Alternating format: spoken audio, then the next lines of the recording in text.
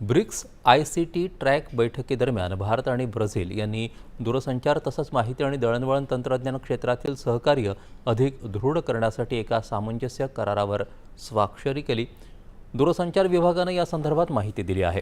पुण्यात आयोजित 12व्या ब्रिक्स दळणवळण मंत्रीस्तरीय बैठकीदरम्यान केंद्रीय दळणवळण मंत्री ज्योतिरादित्य सिंधिया आणि ब्राझीलचे दळणवळण मंत्री फ्रेडरिक डी सिक्वेरा फिल्लो यांनी या सामंजस्य करारावर स्वाक्षरी केली।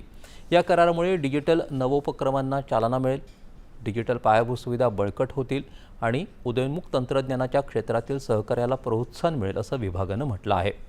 या सामंजस्य करारामुळे सार्वत्रिक कनेक्टिव्हिटी, सायबर सुरक्षा, डिजिटल सार्वजनिक पायाभूत सुविधा, उदयोन्मुख तंत्रज्ञान, क्षमता बांधणी आणि सर्वोत्तम कार्यपद्धतींची देवाणघेवाण या क्षेत्रांमधील द्विपक्षीय सहकार्य अधिक दृढ होईल असं ज्योतिरादित्य सिंधिया यांनी सांगितलं।